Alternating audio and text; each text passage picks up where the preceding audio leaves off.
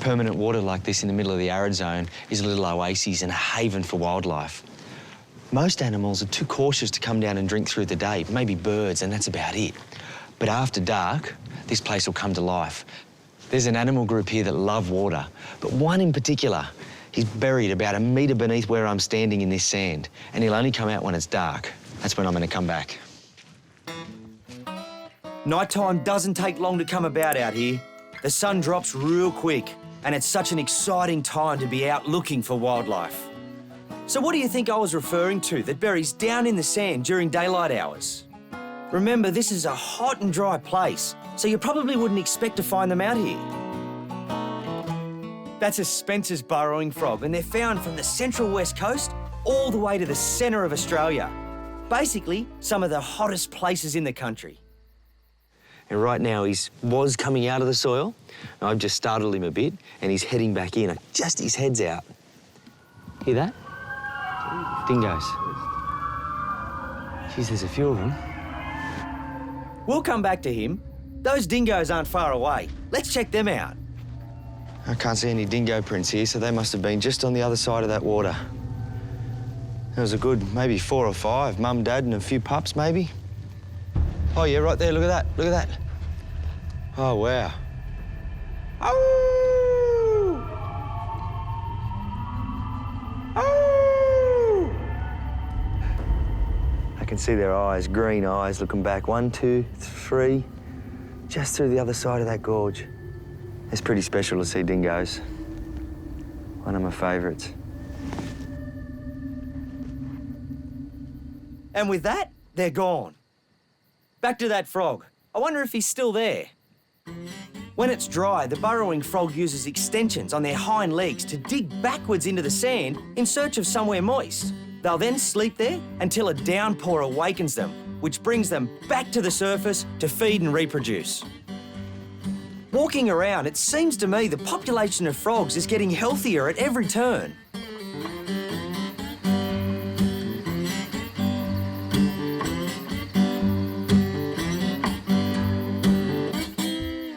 The Spencer's is an opportunistic feeder. It'll take whatever insects are available.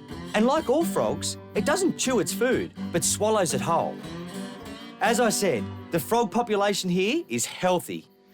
It's a little desert tree frog. Pretty common in the outback. It's one of the few Australian frogs that inhabits arid, tropical and temperate climates. It's not a burrower though. It'll shelter under rocks and leaf litter to avoid the sun. That's a Gillanders green tree frog. It's the first one I've ever seen. They're only found right here in Central Australia. You know, frogs all over the world are disappearing. They are the early warning signal that something's not right within an ecosystem. That might be climate change, habitat destruction, feral pests, pollutants.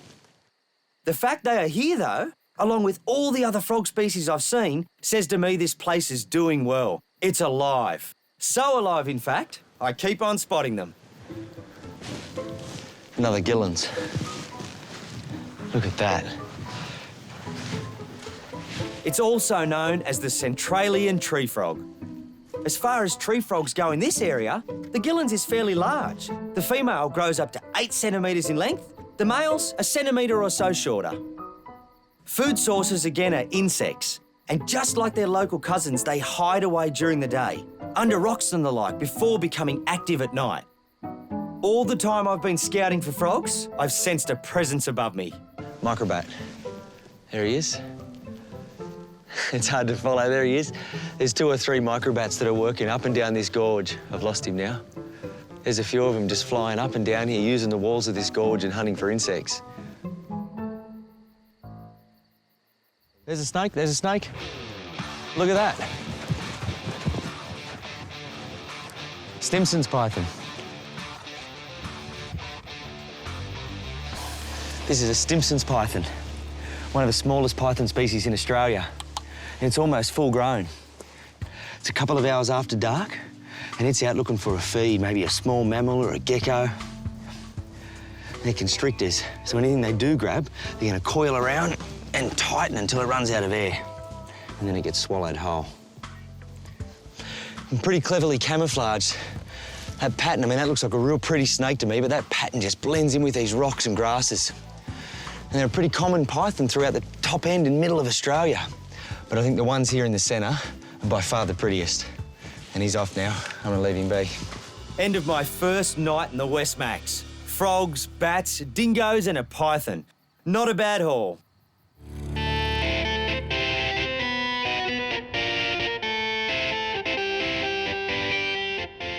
I'm in the Atherton Tablelands, about an hour or so inland from Cairns in North Queensland. There are some spectacular sights on these roads. I wish I could see them. But what I'm doing needs darkness. There's an animal I'm desperate to see. It's not strictly nocturnal, but it's well camouflaged and likes to hang out high in the canopy. The Lumholtz tree-kangaroo is only found in and around the Atherton Tablelands. Though some say its conservation status is of least concern, up here in North Queensland, it's a different story. Their habitat has been stripped away since European settlement. The thing is, I've never seen one in the wild. Hopefully that's all about to change. If this comes off, I'm going to be one happy camper. Princess parrots. To help me achieve my goal, I've met up with Alan Gillanders, a local wildlife expert. Yeah. Before we get to the tree-roo habitat, we're heading to somewhere he knows has a whole load of other nocturnal wildlife to spotlight. We're about to see some fishing bats. Now, they're a little microbat, and the name suggests how they hunt. They actually have long toes with sharp hook-like claws, and what they do is trawl the surface of the water, hoping to hook a fish that's sitting right up high, and that's what they eat. Let's go. Good information like Alan's is always great, but you can just as easy go spotlighting by yourself. So long as you remain responsible and respect you're in a wild environment, Lose your lights for a minute, boys. Just for a minute. there shouldn't be a problem.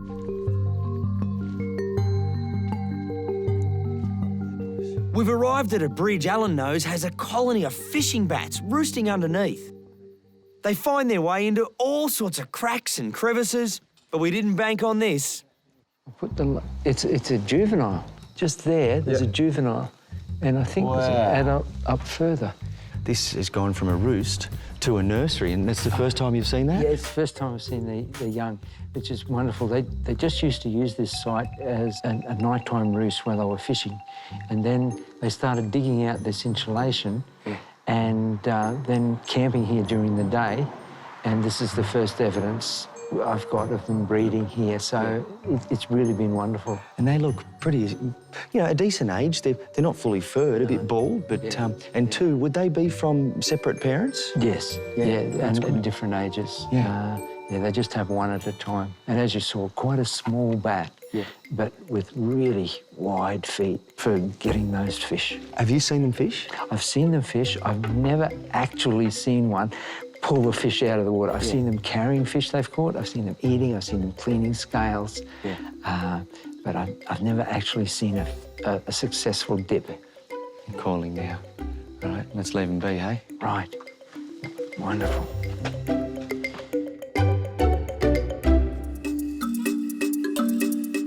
One of my favourite wildlife pastimes is spotlighting, and you can't get much better than in the Atherton Tablelands in North Queensland.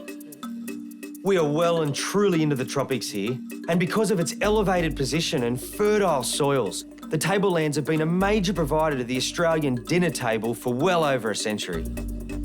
All very well for us, but the whole area was once covered in rainforest. Today, it's a pale shadow of its former self. Only small pockets of rainforest exist. Why is it good to look along the forest edges or along the road? Oh, Tim, you've got to be able to see a bit. If you go in under the forest, all you can see are the leaves that are closest to you that it hits. But here we've got a gap, so we can see a fair bit of the canopy, and through the little gaps we can look further back and pick up other things. We've got much more chance of finding an animal here. It's not long before we catch sight of our first marsupial of the night. It's a green ringtail possum. Now, they're only found here on the Atherton tablelands. They've got a pretty clever trick during the daytime. Rather than a lot of possums that will find a hollow to sleep in during the day, the green ringtail will curl up in a ball on a branch using its fur as camouflage. Their fur is more of an olive grey, made up of black, yellow, white and grey hairs. And those white markings around the eyes and ears? Well, they're a sure sign you're looking at a green ringtail. And he's out now feasting on the leaves in the forest. And because some of the leaves are quite toxic, they've got a really slow metabolism and a long gut. And as far as possums go, they're pretty slow, similar to a sloth. There's nothing like local knowledge when it comes to seeking out wildlife, and Alan's is amongst the best. He's taken us to a few Lumholtz tree-roo hangouts tonight, but he saved the best for last. This is the mighty curtain fig, a spectacular sight, but it's got nothing on what I can see right now. Just up there is a Lumholtz tree-kangaroo. Now, it's one of Australia's rarest marsupials, and certainly one of the hardest to spot. Evolution means they differ to their land-based cousins quite a bit. Their forearms are long and muscular, while their hind feet are short and broad. And under those feet is a soft pad that lets it mould around the branches and trunks to help it climb. Its tail? Well, that's just used for balance. It's actually the longest, relative to size, in the kangaroo family. Tree-roos sleep all day hunched over in a sitting position high up in the canopy. Then at dusk, out they come to feed on leaves. They'll eat from all sorts of trees: blackbean, chestnut, candlenut, bollywood, and loads of others. But this is special. It's the first one I've ever seen. This was the very last location of the night, and what a way to end. Tonight, I'm heading out to conduct my own small survey of croc numbers in the Victoria River, southwest of Darwin. We've got a little crocodile here. Too hard to catch of a day, so we'll wait till night, shine the spotlight on him and see if we can grab him. We want to get a heap. We're here to do a bit of a survey and just see what the densities are and what age structure there are of crocs. There's so much wildlife along the river. It's a stunning place with plenty happening on the banks. But the action we want is in the water as night falls.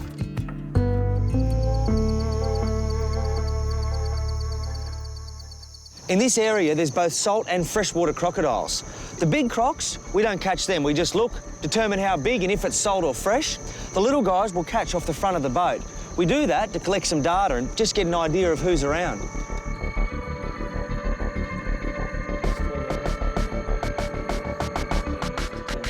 Oh, there he goes. Look at him. Just went down. I just saw a croc there, and the second the light hit him, he went down. I think that's because of the moon. It's full tonight. So on a light night like tonight with the full moon, they're on high alert, and the light, anything, noise of the boat, bang, they're down. No, he's grabbable, Timbo, he's grabbable. Keep going, Matty, keep going, keep going, keep going. Just down. That was a good-sized croc. Probably 3 foot, freshwater croc. Just too shy, he just dived. Now, the spotlights will keep the croc still, and while they're in his eyes, he won't move. We creep up at a steady pace and grab him from the side. Little to the right. Little bit to the right. There he is. Got him. Ah, he's only little. Smallest we've got tonight. That's a freshie. This is a lucky croc. On average, less than 1 in 100 make it to 1 year of age. It's a good night. We've got a few crocs in the bag now, both fresh and salt water. It suggests that there's a healthy population here.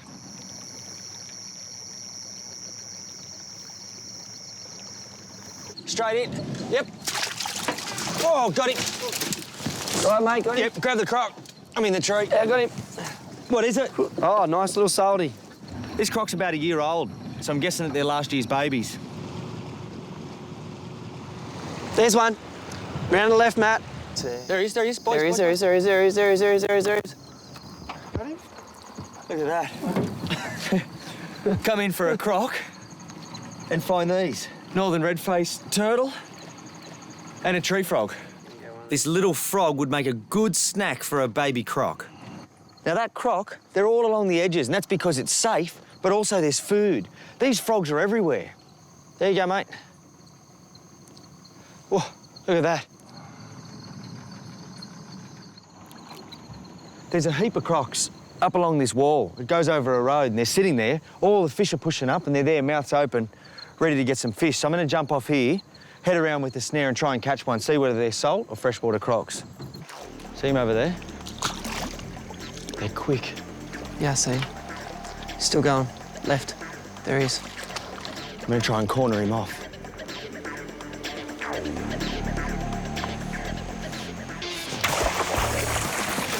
Got him. Torch, torch, torch. Try him, mate. Don't want to get bitten. Torch.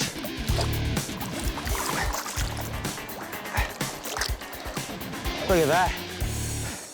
Freshwater crocodile. He's about 4 foot, half grown. These guys don't get anywhere near as big as their cousin, the saltwater croc. He's fat. Must have been a good year. Crocodiles store fat in their tail. This guy's got a good bulk. Listen to that noise. This croc would be 5 years plus. And as soon as he's captured, he still makes that distress call. You can see there the platal valve. That's what allows crocodiles to keep their mouth open underwater. And they need to do that to hold prey and drown it without drowning themselves. Righto, mate, let's get some data on him. From this small survey, it seems croc populations are pretty healthy.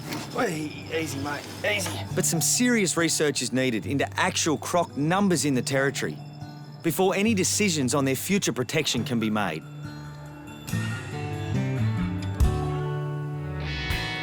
It's time to get a move on. I've got a couple of hours before sundown and I need to set a trap. Don't worry, there's nothing gruesome. This one's purely the photographic kind. Tasmania is home to 2 species of quoll, the tiger quoll and the smaller eastern quoll, which is extinct back on the mainland. All right, this looks like a perfect spot. And what I'm hoping to see, or actually capture at night on this remote camera, is an eastern quoll. Now, an eastern quoll is a carnivorous marsupial related to the Tasmanian devil, but a bit smaller and really pretty. They were last seen there 50 years ago, but here in Tasmania, and especially on Bruny, they're common. Now, eastern quolls might be small and even cute, but they're still carnivorous. They'll eat anything from a small mammal, birds, reptiles, and insects. So what I've got here are some strips of chicken. Now, this is within view of my camera, and I'm going to rub that around a bit. They've got a brilliant sense of smell. And I'll leave a few bits. And hopefully, after dark, we're going to see some quolls come in if they're in this area. All right, last one.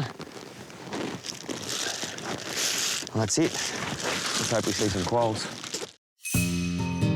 Now, I need to get somewhere. I'm on my way to the Neck. It's a stretch of land that connects the north and south parts of Bruny. It was formed through a process called deposition. Over time, the wind and sea have dumped tons of sand and sediment, and as it's built up, it's connected the 2 islands. Just in case you're wondering, the name for a spit connecting 2 landmasses like this is an isthmus. Now, I've come to this spot just on dark, and once it is dark, the species that I've come to see will arrive. But they're not nocturnal. They've both been out hunting all day. One is the short-tailed shearwater, and it's a pelagic seabird that flies just above the sea surface, looking for schools of baitfish. When it finds them, it dives in and catches its food. The other is the little penguin. They wait for dark because it's safer. They don't want to lead any potential predators to their chicks. And the reason they come here? Well, it's because the Neck provides the perfect opportunity for the birds to burrow. Now, judging by the size of that, I reckon it's a shearwater. The penguin burrow would be a little bit bigger, and that'll be about 1 metre deep. They dig it, get down inside, lay their eggs, incubate the eggs, and they'll rear their chicks right until the point they can fly off themselves. It's quiet now, but in an hour or two, this place is going to be alive. The shearwaters are coming in thick now. There's hundreds just above my head, and they just soar on past. Now, they won't go down to their burrows until it's really dark. It's still dusk at the moment, and when they land, they come down with a crash. They might be elegant flyers at sea, but they're certainly not that on land. They're everywhere. Some of them come right down close.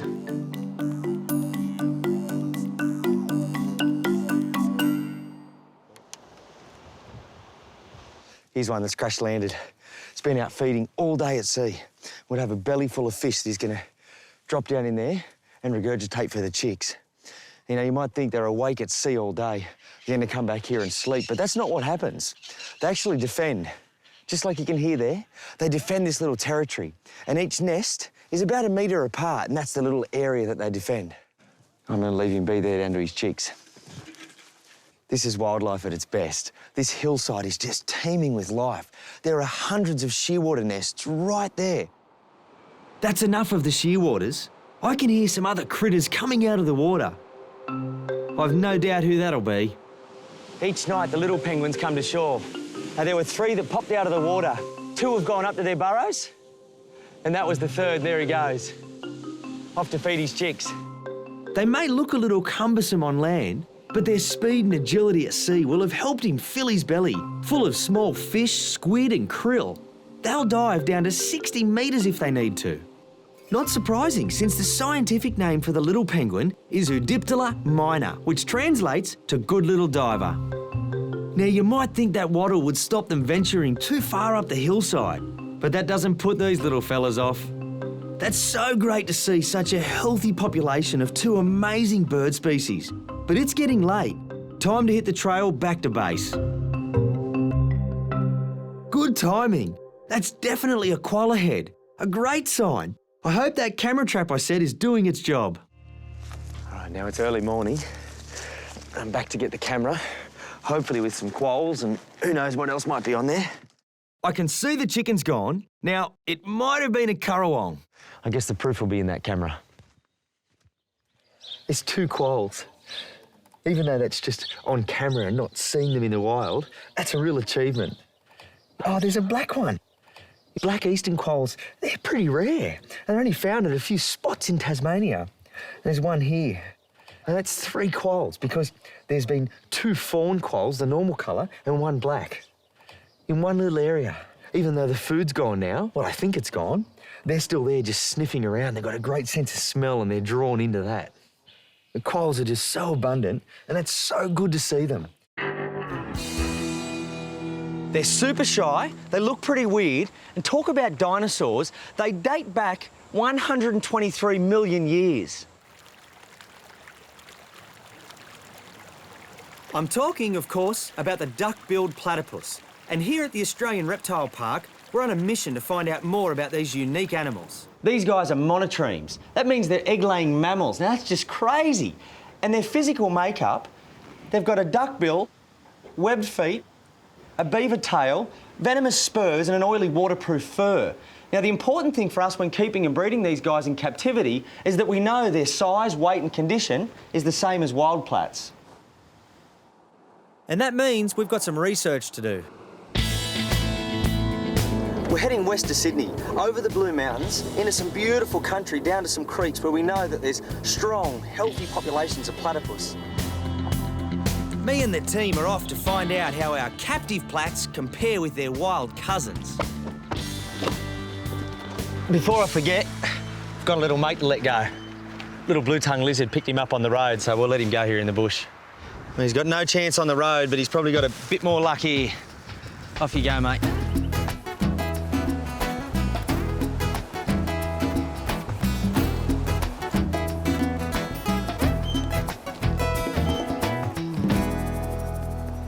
This is the spot. We've got this beautiful calm hole. Water's rushing down over the rapids and then it settles in this pond. All the food and mush that comes down will settle. So plats will be all through this, up to 10. You might have a couple of dominant males, some females, and at this time of year, juveniles. Now, the area that we'd expect plats to come out from their burrows is a bank like this. We've got a good raised bank. Up here, we've got a big tree. Now, that tree is going to have its roots all through this bank. Good stability. Platypus get down in here. They'll come up a spot like this, up out of the water, up through the bush here and into their burrow. So, a perfect sort of bank, right up in there. Plats are nocturnal and won't be out until dark. which just gives us enough time to string the net across the river. So it's really cold water. The shirt's got to come off because we don't want to sit here in a wet shirt all night. Now, the water is freezing up here in the hills, so we'll get the net out. Come on in.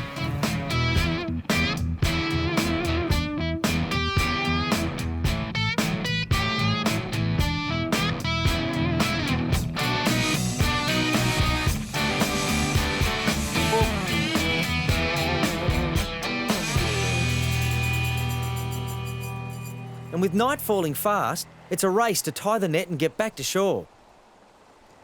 Righto, so it's just on dark, the net's set, so now it's up to the plats when they come out. But for us, this is the critical part, that we need to be 100% focused on that net, and when a plat gets in, we've got to get him out. Plats can drown if they're not freed quickly, so we'll be back in the water as soon as there's movement. Is that a bob? Oh, splash. That's a flap. They're starting to get active. You can tell there's a bit of life about. We've got fish hitting the surface, we've got big splashes. Insects are starting to come out. That's what, this time of night, that's what it's all about. Everything starts to come to life. Everything except us. We have to keep still and quiet. Our wait could be a long one. It's now 2 hours into our cold, dark riverside vigil. That's a bob. Finally, we have a plat. We have to work fast. Just got to get him out of that net. Got him. Righto, get him off. Keep watching that net, guys. The quickest way to get it out is to cut the net. Woo. Big boy. Oh, he's a monster. And that is a massive male. Let's get him up. Oh, fingers are sore. He's got to weigh 1.5 kilos. Can someone grab a tub and empty it out? He's trying to hit me with those spurs. These guys are extremely venomous. A hit from this, there's no morphine. There is nothing to cure the pain. I want to show you a spur. Look at the size of that. And he's got a spur on each leg, only the males. We'll check out the spurs in more detail when we measure him. But right now he needs calming down, and the best way to do that is to cover him. What a beauty. That's good. It's a productive spot, and it's been a really good year for rain. These guys are super fat.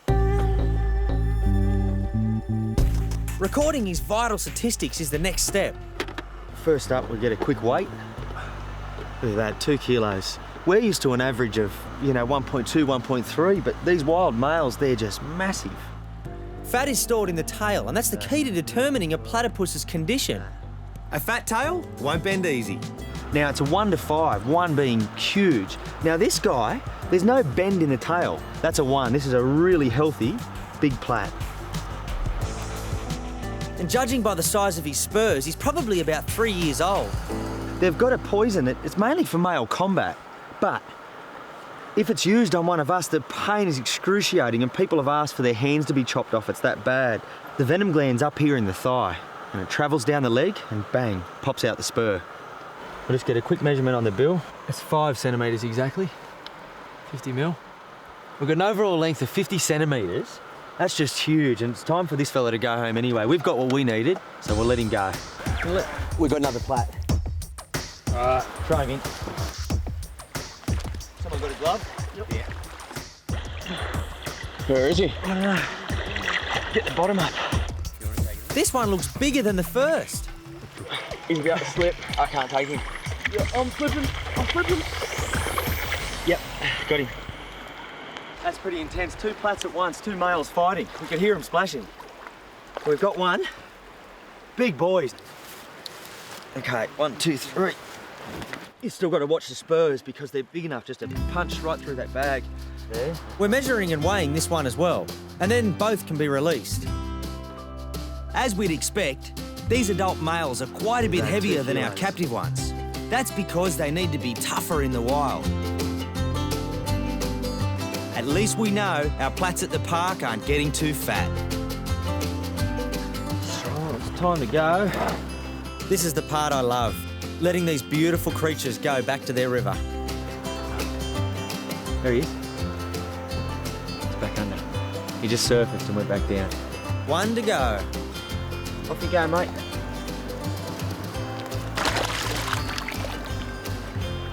Just awesome, aren't they?